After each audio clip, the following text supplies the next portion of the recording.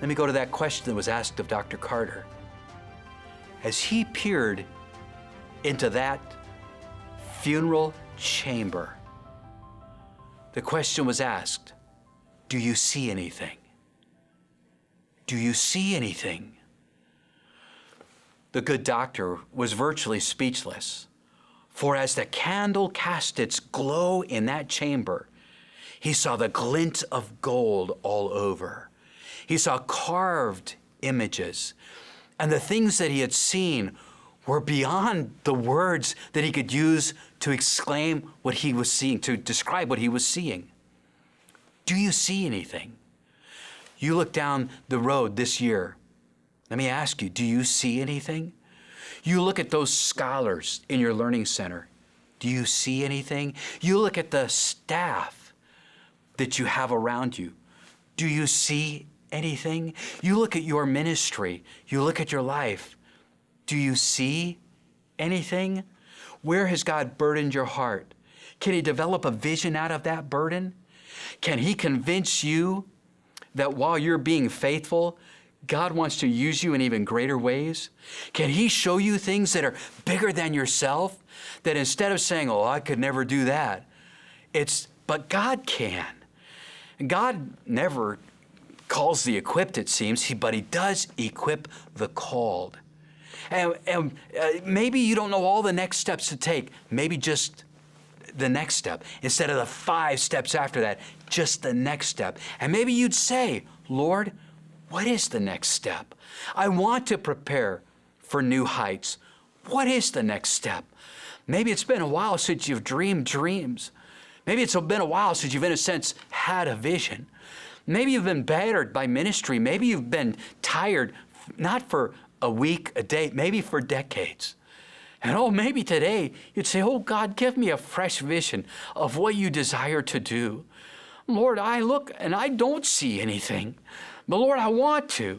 I want you to do something for your honor and glory through my life.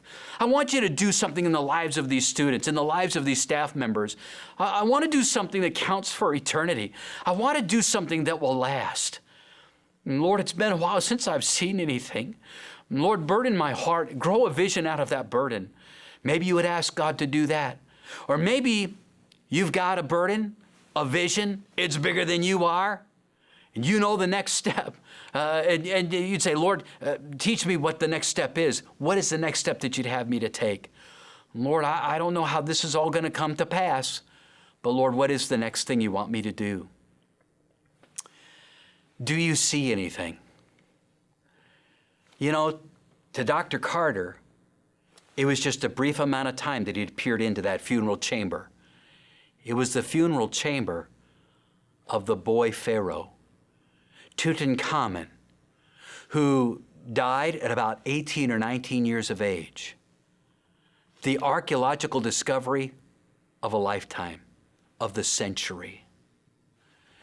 And when he finally pulled his head back, after being asked, do you see anything? Do you see anything? He said this, yes, and it's wonderful. Oh, maybe a student will ask you, hey, supervisor, do you see anything? Is there potential in my life? Could God use me, even with my home situation? Do you see anything? Maybe you'd respond and say, yes, and it's wonderful. God's plan for you is wonderful. God has things planned for you. Maybe somebody says, hey, what do you see for the Learning Center? Do you see anything? What do you see for the Christian school? Do you see anything? What about for our family as we're homeschooling? Do you see anything? Yes. And because God is in the picture, the future is wonderful. Lord, teach us now what the next step is.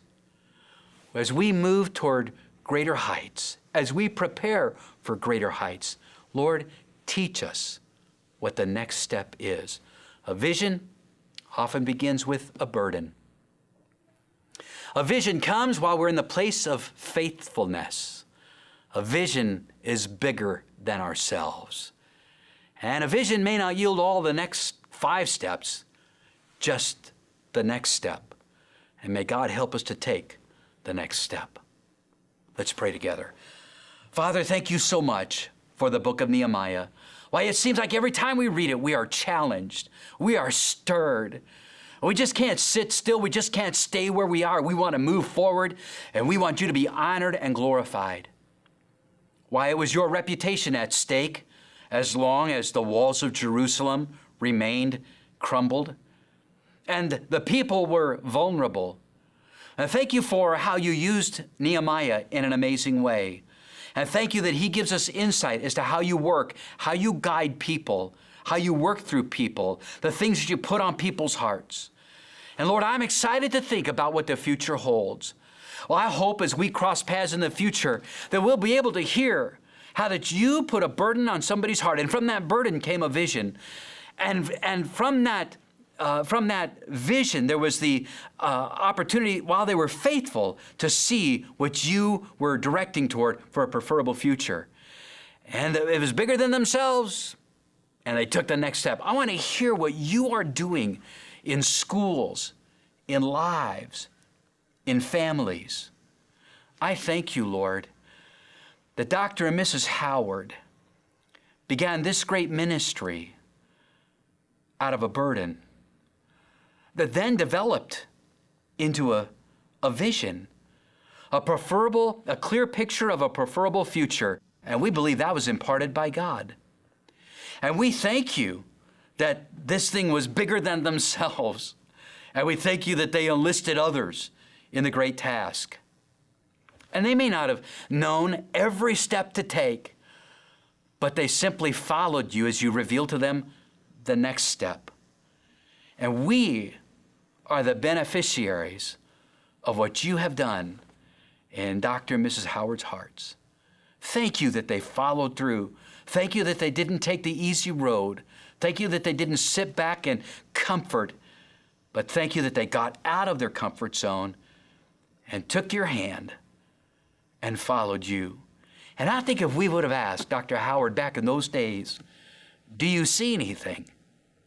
I think he would have said, yes, and it's wonderful. Thank you, Lord, in Jesus' name, amen. Thank you so much for joining us for this session. I look forward to seeing what God's going to do as a result of His Word. God bless you.